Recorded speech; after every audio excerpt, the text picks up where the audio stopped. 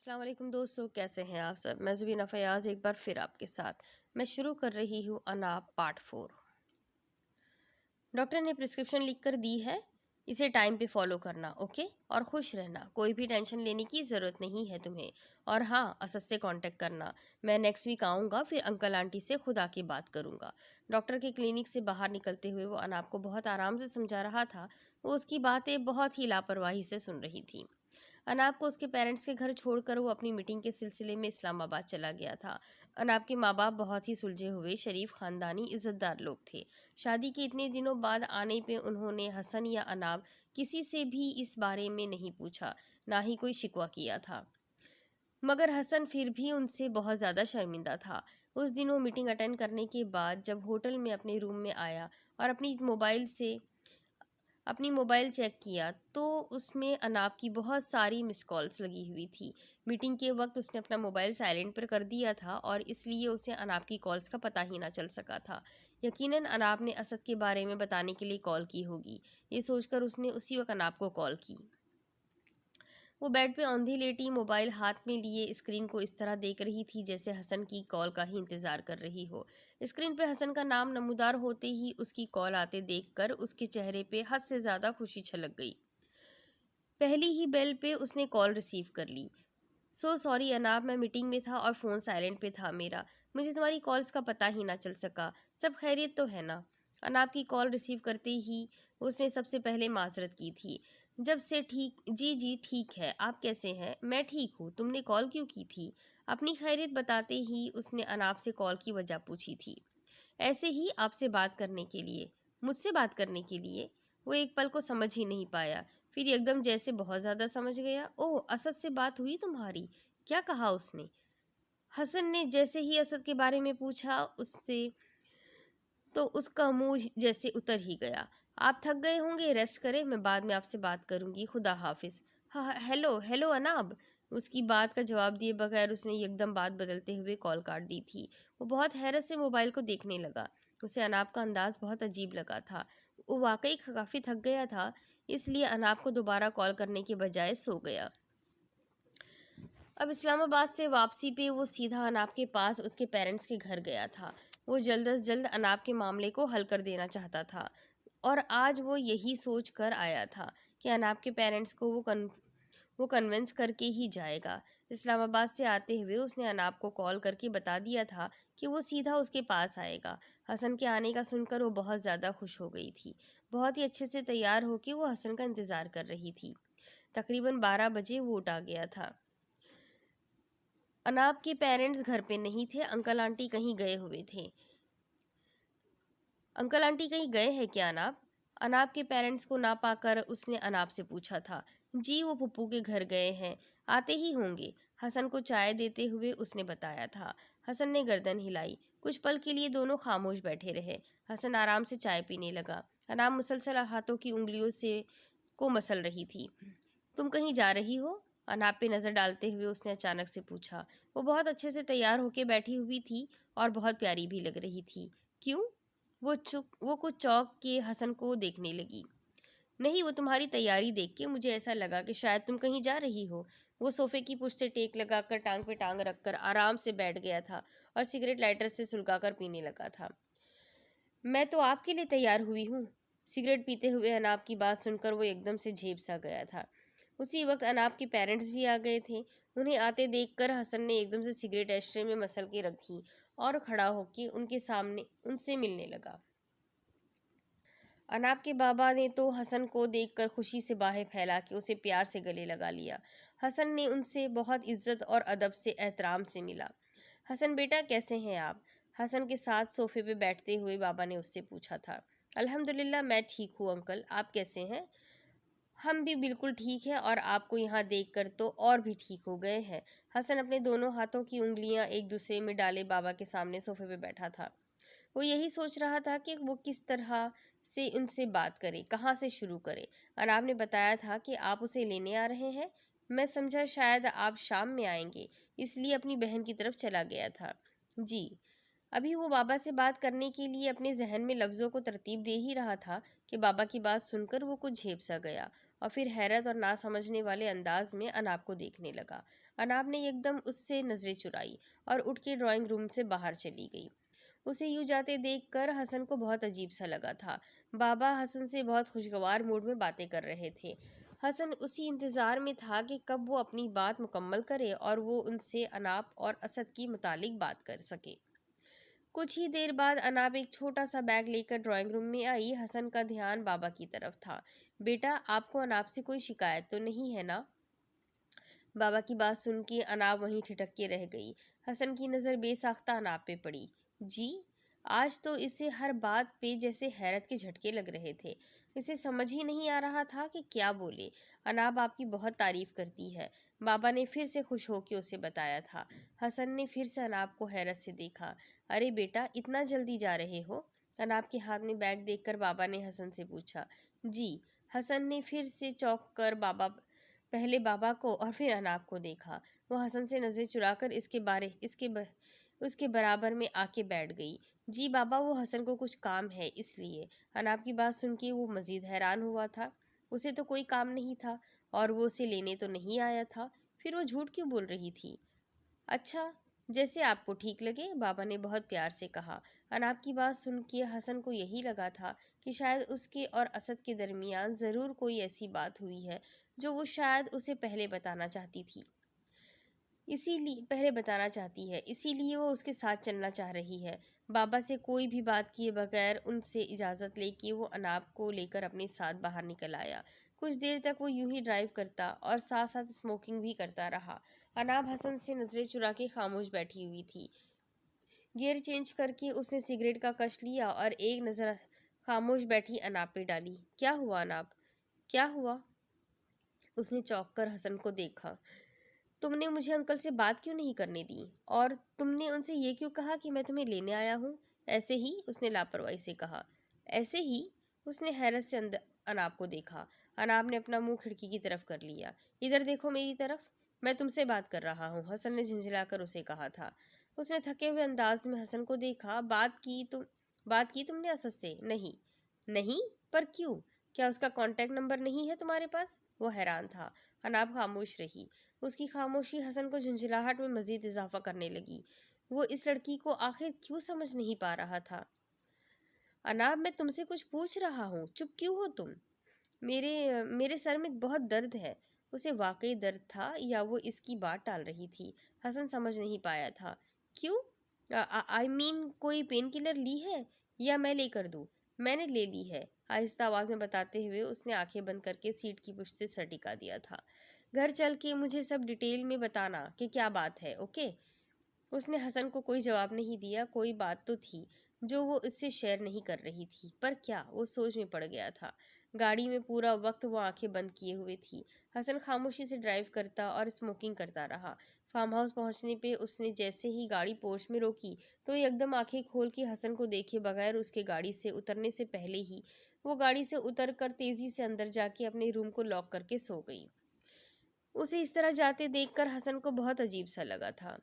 अब अगले दिन वो ड्रेसिंग टेबल के सामने खड़ी होकर बालों में ब्रश कर रही थी जब दरवाजे पे हल्का सा नॉक हुआ। उसने ड्रेसिंग टेबल की दराज खोल के ब्रश उसमें रखते हुए कहा, आ जाइए। दरवाजे को आहिस्ता करके खोलते हुए हसन अंदर आया और इसके अकब में खड़ा होकर अपने दोनों हाथ कमर की पुष्ट पे बांध लिए। हसन का अक्स सामने आईने में देखकर अनाब उसकी तरफ मुड़ी। क्या कर रही हो? उसने संजीदगी से पूछा था। कुछ नहीं, मुझे तुमसे बात करनी है, बाहर आओ, मैं वेट कर रहा हूँ। बहुत ही संजीदा अंदाज में कहता हुआ वो वापस जाने के लिए मुड़ा ही था कि अनाब ने कुछ हड़बड़ा के कहा, अभी नहीं। हसन इसकी बात सुनकर इसकी तरफ पलटा। क्यों? अभी क्यों नहीं? उसने दो टोक अंदाज में पूछा था। वो कुछ जज्बत सी हो गई थी। वो मुझे हाँ हाँ मुझे खाना पकाना है। ये यकीनन एक बहाना ही था। तुम्हें खाना बनाने की कोई ज़रूरत नहीं, मुलाजिम है वो बना लेंगे, तुम बाहर आओ। नहीं, वो रेसिपी मुझे आज ही बनानी है। बचकाना बेतुका सा जवाब देकर वो हसन से नजरें चुरा के तेजी से रूम से बाहर चली गई। अनाब, अनाब, हसन ने उसे पुकारा पर वो जैसे अनसुना करके रूम से बाहर निकल गई। अजीब लड़की थी वो। हसन ने बड़ी सांस लेकर दोनों हाथ हवा में खड़े किए थे। काका, काका, मेरी शर्ट का बटन टूट गया है, मुझे दूसरी शर्ट प्रेस करके दे, जल्दी।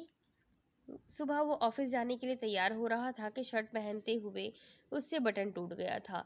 वही रूम से ही उसने मुलाजिम को आवाज़ देकर दूसरी शर्ट प्रेस करने का कहा और खुद फ़ोन पे बात करने लग गया। अनाब किचन में इसका नाश्ता बना रही थी। हसन की आवाज़ सुनकर वो उसी वक्त अपने रूम में चली गई। हसन अपने रूम में इधर उधर टहलते हुए फ़ोन पे बात कर रहा था। अनाब आहिस्ता करके इसके रूम में आई और इसके हाथ में सुई धागा और बटन था। नहीं यार, फिलहाल तो मैंने अपना ट्रांसफ़र करवाने का इरादा मुलतवी कर दिया है। अभी कुछ वक्त यहीं पे ड्यूटी करूँगा, फिर अगर ट्रांसफ़र करवाया तो इस्लामाबाद ही करवाऊँगा। वो टहलते हुए फ़ोन पे बात कर रहा था कि अनाब उसके करीब आई। अनाब को इस तरह अपने करीब आते देखकर वो ठिठक के रुक गया। वो खामोशी से उसकी शर्ट में से टूटे हुए बटन को निकाल कर नया बटन टाँकने लगी। हसन तो फ़ोन पे बात करना ही भूल गया था। उसे अपने इतने करीब देखकर वो जैसे मदहोश सा होने लगा। गज़ब की खूबसूरत थी वो। वो बिना पलके झपकाए किसी स्टैच्यू की तरह खड़ा था।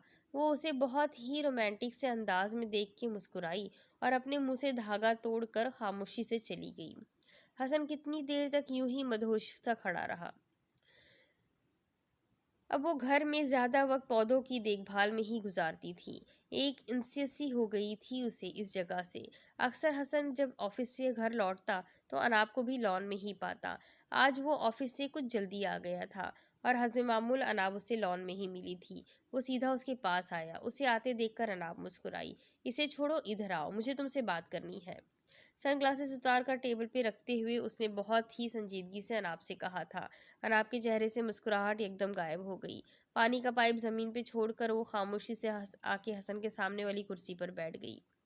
उसे यूं खामोश बैठे देखकर हसन कुछ लम्हे उसे घूरने लगा। बात की तुमने? किससे? वो जानबूझ के अनजान बनने लगी। हसन ने फिर से उसे हैरत से घूरा। असद से, और किससे? अनाब ने उससे नजरें चुराई थी। हसन ने सिगरेट लाइटर से सुलगाते हुए उसे देखकर कुछ सोचा, फिर प्यार से उसे देखकर आराम से कहने लगा, तुम्हें किसी से भी डरने की, घबराने की कोई जरूरत नहीं है अनाब। मैं हूं ना तुम्हारे साथ। वो बहुत अपनायत भरे अंदाज में उसे तसल्ली दे रहा था। अनाब उसे बिना तासुर चेहरे के देखने लगी। बहुत बुज़दिल हो तुम अनाब। अच्छा, मत करो बात, मुझे असद का नंबर दो, मैं खुद ही उससे बात करता हूँ। मेरे पास किसी का नंबर नहीं है। नंबर नहीं है? उसे बहुत हैरत हुई थी। कुर्सी की पुष्ट से टेक लगा के उसने सिगरेट के एक दो कश लिए। अच्छा, कोई बात नहीं, उसके घर का एड्रेस तो मालूम होगा ना, वही बताओ। नहीं मालूम, अब के अनाब ने खुश्क लहजे में जवाब दिया। वो मजीद हैरान हुआ। एड्रेस भी नहीं मालूम? तो इसके पेरेंट्स का, उसके खानदान का कुछ तो मालूम होगा। मैंने कहा मुझे नहीं मालूम। बहुत ही सख्त गुस्सीले अंदाज में हसन को देख के कहते हुए वो तेजी से अंदर जाने के लिए उठी ही थी कि हसन ने उसे कलाई से पकड़कर रोक लिया। वो रुक गई थी, उसकी आंखें नम होने लगी थी। क्या हुआ है तुम्हें अनाब? बैठो प्लीज, उसने बेहद नर्म लहजे में कहा। तो वो नजरें झुका के बैठ गई। हसन उसके सामने घुटनों के बल बैठ गया था। अब बताओ क्या बात है? लहजा पहले से भी ज्यादा नर्म और अपनायत भरा था। अनाब ने नफी में सर हिला के अपना चेहरा दूसरी तरफ कर लिया था। उसकी आंखें नम होने लगी थी। इधर देखो मेरी तरफ। हसन के इतना प्यार से कहने पे उसने अपना चेहरा हसन की तरफ किया, पर नजरें झुकाए रखी। डर लग रहा है? उसके चेहरे को देख के हसन ने बहुत धीमे अंदाज में पूछा था। अनाब ने धीरे से गर्दन हिलाई। मुझ पे ट्रस्ट करती हो ना? अब के उसने हसन को देखकर गर्दन हिलाई। उसके आंसू गालों को भिगो रहे थे। फिर क्यों डर रही हो? उसके गालों से अपनी उंगलियों के पोरों से आंसू पोंछते हुए उसने बहुत प्यार से कहा था। वो हसन को देखने लगी। इतनी नाजुक सी, प्यारी सी हो तुम। ये रोना धोना तुम पे बिल्कुल सूट नहीं करता। खुश रहो, मुस्कुराती रहो और अपने सारे टेंशन्स मेरे हवाले कर दो। मैं खुद ही असद का पता किसी न किसी तरह ढूंढ निकालूंगा। तुम्हें परेशान होने की कोई जरूरत नहीं। आखिर एएसपी हूँ, इतनी पहुंच तो है मेरी। इसे कहते हुए हसन का अंदाज कुछ शरारती सा हो गया था। हसन ने उसके सर को थपकते हुए कहा, पागल लड़की, ख्वामखा में परेशान होती हो। अना बेसाख्ता मुस्कुरा दी। वो रोज सुबह हसन के उठने से पहले ही उठ जाया करती थी। उसके कपड़े खुद इस्त्री करती और नाश्ता बनाती थी। उस दिन भी जब हसन नहा के टावल अपने कंधे के गिर्द डाल के जैसे ही वॉशरूम से निकला तो अनाब को अपने रूम में देखकर कुछ चौंक सा गया। वो इसके कपड़े बेड पे रख रही थी। हसन वहीं रुक गया। कपड़े बेड पे रखकर वो जैसे ही मुड़ी तो सामने हसन को देखकर मुस्कुरा के कहने लगी, आपके कपड़े मैंने रख दिए हैं, आप चेंज कर ले, मैं तब तक आपका नाश्ता लगा देती हूँ। बहुत ही अपनायत भरे लहजे में कहती हुई वो बाहर चली गई।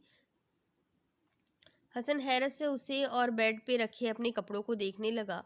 वो ये सब क्यों कर रही थी? हसन समझ नहीं पा रहा था। कपड़े उठा के वो दोबारा वॉशरूम में चला गया।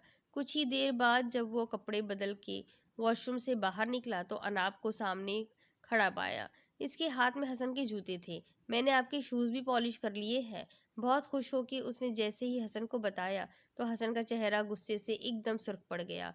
क्या? उसके माथे पे बल आ गए थे। वो तेजी से चलता हुआ उसके पास आया और उसके हाथ से जूते लेते हुए अंदाज में कहने लगा, रखो नीचे मेरे जूते। और तुमने क्यों पॉलिश किए? मैंने कहा था क्या तुम्हें?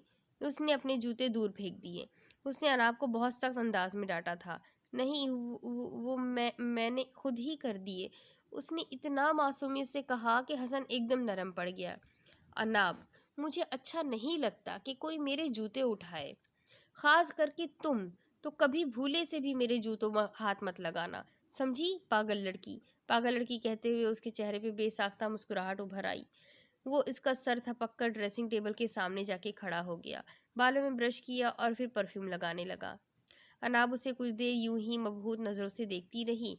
फिर उसका कोट बेड से उठाकर उसके अकब में आके खड़ी हुई और उसे कोट पहनाने लगी। हसन को झेप सा गया। मुझे दो, मैं खुद ही पहन लूंगा।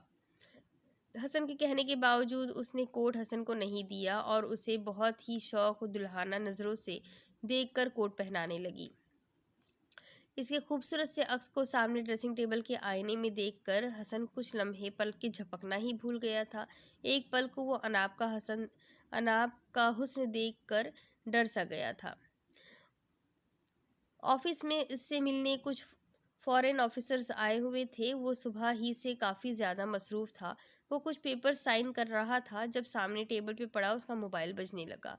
पेपर साइड में रख कर के उसने मोबाइल उठाकर स्क्रीन पे देखा। कॉलिंग अनाब। वो तो उसे कभी ऑफिस में कॉल नहीं करती, फिर आज किस लिए कर रही थी? सामने बैठे अफसर्स को देखकर बहुत संजीदा अंदाज करते हुए वो हल्का खासा और कॉल रिसीव करके मोबाइल कान से लगाया।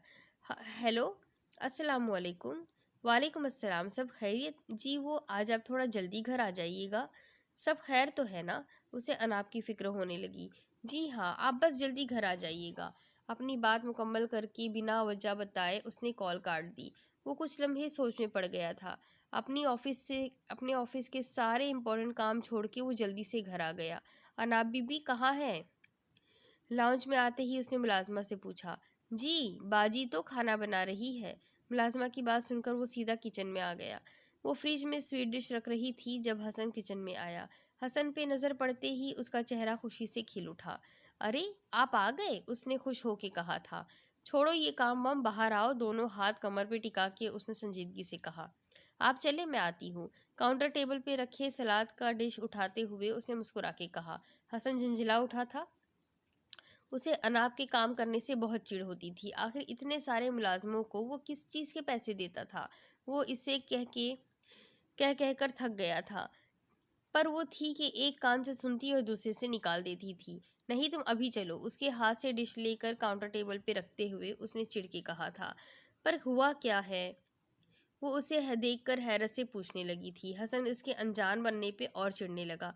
तुमने मुझे ऑफिस से जल्दी क्यों बुलवाया है? असद का पता लग गया है क्या? हसन की बात सुनकर अनाब का चेहरा उतर सा गया।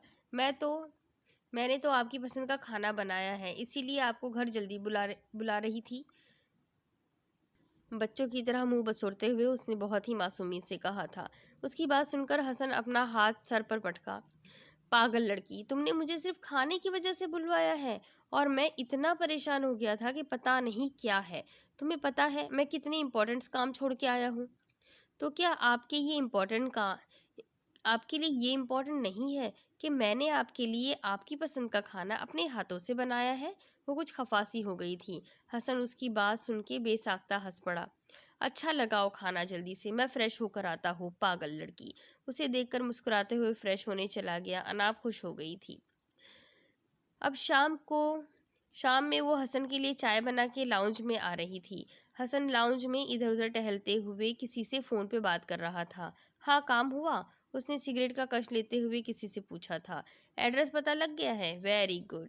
अच्छा, ऐसा करो, मुझे उसका कांटेक्ट नंबर भी पता करके दो। ओके। वो हॉक सी बनी हसन को देख रही थी। हसन ने बात करते हुए उसे देखा था। बात करके उसने फ़ोन टेबल पे रखा और सिगरेट एस्ट्रे में मसल कर खुद सोफे पे बैठ गया। वो अभी तक वहीं साकित सी खड़ी हसन को देख रही थी। तुम्हारे लिए खुशखबरी है। वो किस खुशखबरी की बात कर रहा था, अनाप समझ ही नहीं पा रही थी। असद का एड्रेस असद का एड्रेस मालूम हो गया है, बिल्कुल नॉर्मल से अंदाज में कहते हुए उसने रिमोट टेबल से उठाकर टीवी ऑन कर दिया।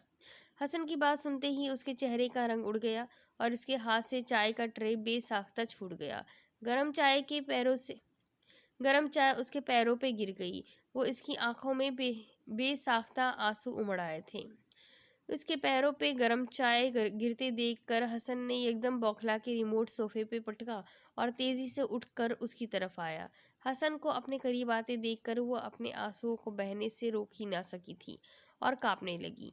वो हसन से नजरें चुराते हुए नीचे झुककर कप्स उठा के ट्रे में रखने लगी। छोड़ो इसे, तुम्हारे पैरों पे गरम चाय गिर गई है अनाब। हसन ने उसे कलाई से पकड़ के कहा।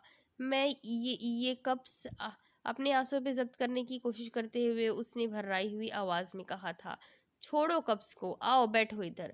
मसनूई डांटने वाले अंदाज में कहते हुए उसने जबरदस्ती अनाब को सोफे पे बिठाया और खुद तेजी से अपने रूम में गया और वहां से फर्स्ट एड बॉक्स लेकर वो उसके पास आया।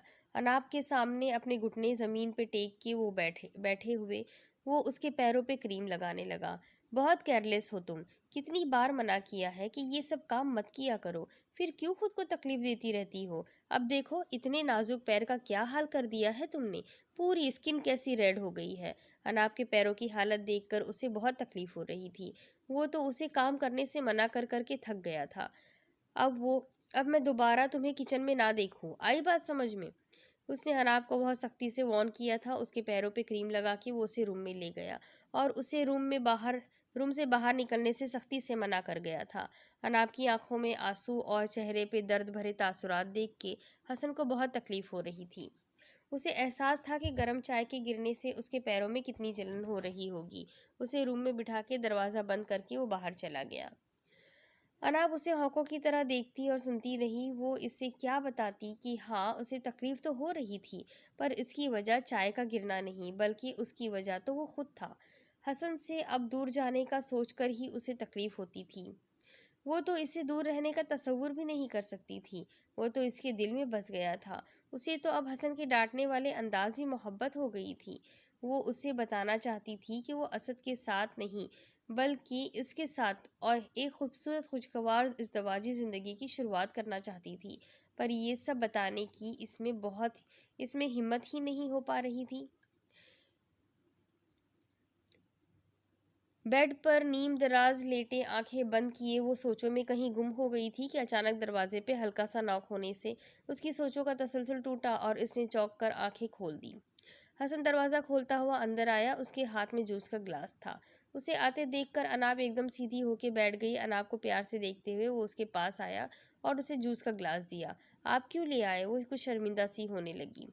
हाँ, बहुत बड़ा काम करके आया हूँ मैं ना तुम्हारे लिए। और बात सुनो, ये तुम्हें अभी पीना है, समझी? हसन ने उसे देखकर मसनूई अंदाज में डांटा और फिर सोफे पे बैठ गया।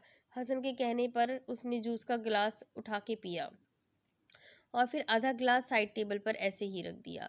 पैरों में जलन तो नहीं हो रही? गर्म चाय गिरी तो अनाब के पैरों पे थी, पर तकलीफ जैसे हसन को हो रही थी। नहीं, उसने आहिस्ता अंदाज में कहा। हसन बमुश्किल सुन पाया। कुछ लम्हे खामोश रहने के बाद उसने आहिस्ता पलकें झपकते हुए अनाब को देखा। अनाब, उसका एड्रेस और कांटेक्ट मिल गया है। अपने वॉलेट में से एक चिट निकालते हुए वो उठा और अनाब को देते हुए कहने लगा,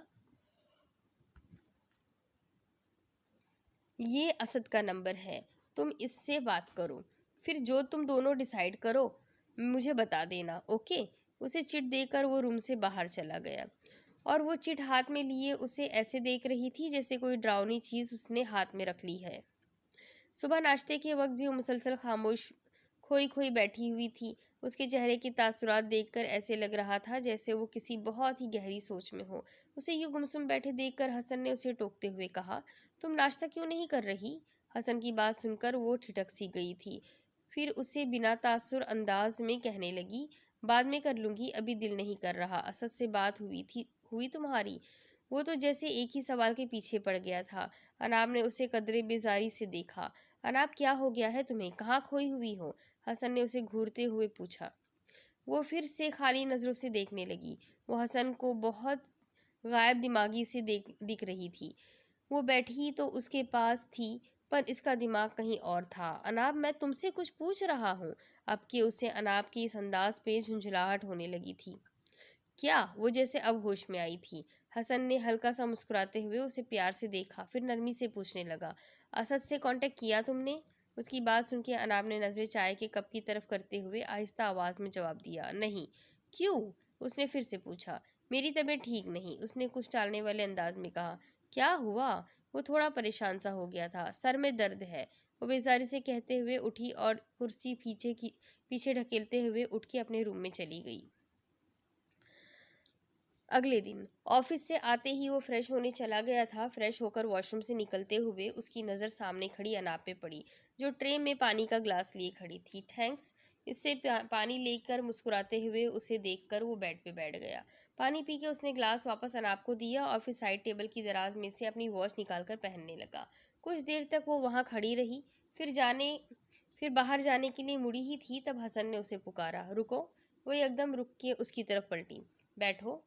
हाथ से सोफे पे बैठने का इशारा करते हुए वो घड़ी में टाइम देखने लगा। वो इससे क्या बात करना चाहता था वो जानती थी। इसी वजह से वो जैसे थोड़ी डर सी गई थी।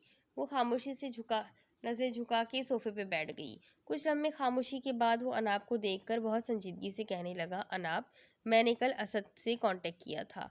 हसन की बात सुनकर वो उसे बेयकीनी से देखने लगी। मेरी कुछ देर पहले दोबारा उससे बात हुई है।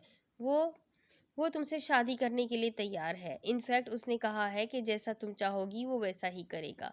उसके पेरेंट्स को भी अब कोई एतराज़ नहीं है।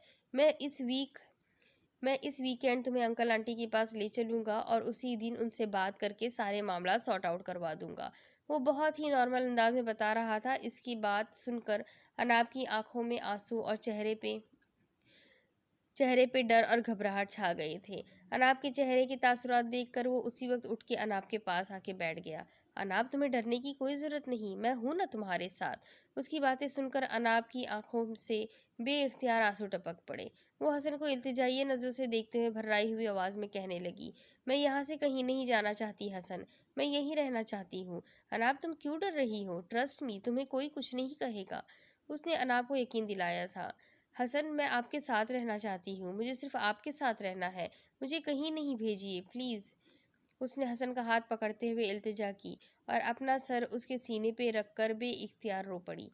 पागल लड़की, तुम मुझसे डर रही हो?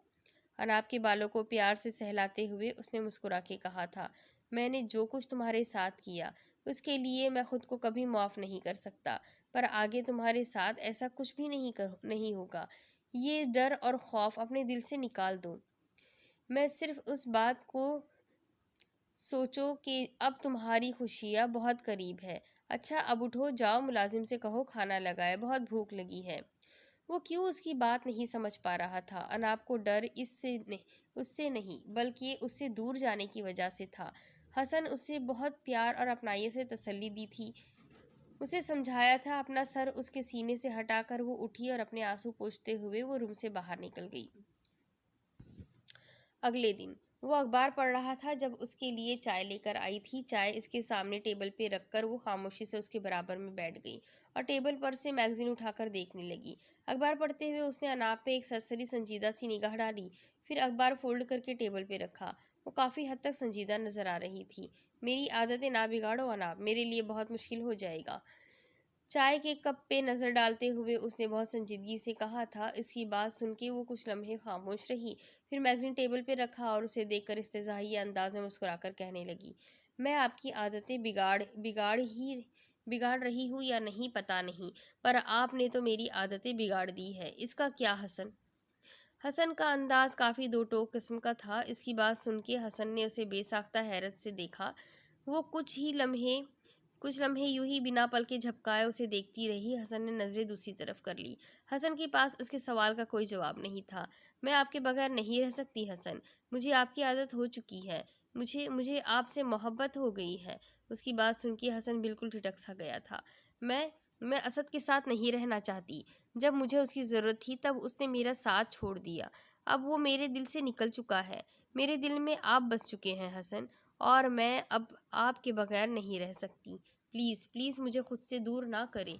Please please. बात करते करते उसकी आंखें नम होने लग गई थी। वो उसके सामने हाथ जोड़कर इल्तिजा कर रही थी। उसकी बात सुन के वो एक लम्हे को वो बिल्कुल नरम सा पड़ गया था। फिर एकदम खुद को संजीदा करते हुए उससे कुछ सख्त अंदाज में कहने लगा, ऐसा नहीं हो सकता अनाब, मैं शायद अब तुम्हारे साथ ज़िंदगी ना गुजार सकूं। वो इससे नज़रें चुरा के बात कर रहा था। शायद वो उसे देखकर नरम नहीं पड़ना चाहता था। पर क्यों क्यों नहीं गुजार सकते आप मेरे साथ अपनी ज़िंदगी? माफ़ कर दे हसन, प्लीज़ प्लीज़ मुझे माफ़ कर दे। मैंने आपसे जो कुछ भी कहा था वो सब मेरी नासमझी थी। मुझे पता है कि आप मुझसे बहुत मोहब्बत करते हैं। नहीं अनाब, ये तुम्हारी गलतफहमी है। मैं तुमसे मोहब्बत नहीं करता। अनाब से नज़र चुरा के वो बहुत ही सख्त अंदाज में कहता हुआ अपने रूम में जाने के लिए जैसे ही आगे बढ़ा तो अनाब ने उसका रास्ता रोक लिया। झूठ, आप बिल्कुल झूठ बोल रहे हैं। आप मुझसे बहुत मोहब्बत करते हैं। अगर मोहब्बत ना करते होते तो आप मेरी खुशियों का ना सोचते। वो कुछ ज़्यादा ही तेज़ और जज्बाती हो रही थी। हसन इसके इस अंदाज को देखकर कुछ डर भी गया था। तो वो वाकई बहुत ज़्यादा जज्बाती थी। आपको याद है ना, शादी की पहली रात आपने खुद मुझसे मोहब्बत का इजहार किया था। याद कीजिए हसन। उसने हसन का हाथ पकड़कर काफ़ी इमोशनल होके उसे याद दिलाने की कोशिश की थी। मैंने ऐसा कुछ भी नहीं किया था। मुझे ना पहले तुमसे मोहब्बत थी और ना ही अब है। हम परसों जा रहे हैं। मैं अंकल और असद दोनों से बात करके जल्द अज जल्द ये रिश्ता ख़त्म कर दूंगा, और अब मैं तुम्हारी कोई भी फजूल बात नहीं सुनना चाहता, समझी? उसने बहुत ही बेरुखी से अपना हाथ अनाब के हाथ की कमज़ोर गिरफ्त से छुड़वाया और उसे बहुत ही सख्त अल्फाज में तनबीह की थी। ठीक है, अगर आप मुझे अपने साथ नहीं रखना चाहते तो कोई बात नहीं। आप मुझे बाबा के घर छोड़ आए। मैं फिर मैं असद से शादी नहीं करूँगी और ना ही मैं आपसे तलाक लूँगी। मुझे अपनी ज़िंदगी आपके नाम के साथ गुजारनी है। फिर चाहे आप मुझे अपने साथ रखें या दूर। पर अब आप असद से मुताल्लिक मुझसे कोई बात नहीं करेंगे और ना ही बाबा से कुछ कहेंगे। मैं अपनी पैकिंग कर देती हूँ, आप मुझे छोड़ आइएगा, फिर किसी अच्छी लड़की से शादी कर लीजिएगा। पर प्लीज़ प्लीज़ मुझे तलाक मत दीजिएगा हसन, मैं मर जाऊँगी। बहुत ही सख्त अंदाज में बात करते करते वो एकदम कमज़ोर पड़ गई और अपने रोने पर जब्त ना पाते हुए तेज़ तेज़ कदम उठाती अपने रूम में चली गई। उसे इस तरह जाते देखकर हसन के माथे पर बल पड़ गए थे। ना चाहने के बावजूद वो उसके लिए कुछ फिक्रमंद सा हो गया था, बेचैन हो गया था। वो मर्द था और कोई भी मर्द किसी ऐसी औरत के साथ ज़िंदगी कभी नहीं गुजार सकता जिसके दिल में उससे पहले ही किसी और मर्द ने जगह ले ली हो। पर वो ये बात दिल से कबूल नहीं कर पा रहा था। क्या करता इस लड़की में जो वो चाहने के बावजूद दिल ही दिल में इसके किसी भी बात को झुटला नहीं पा रहा था। इस रात दोनों में से किसी ने भी खाना नहीं खाया था। सारी रात दोनों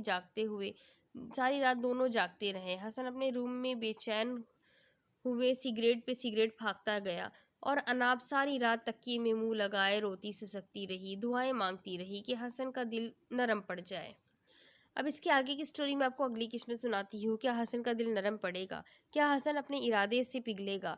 क्या हसन दोबारा से अनाब के साथ ज़िंदगी गुजारने के लिए राज़ी होगा? क्या वो उसे खुशी से अपनाएगा? ये सारे सवालों का जवाब जानने के लिए मेरे साथ बने रहे। अगली किस्त में फिर मिलेंगे। अल्लाह हाफ़िज़।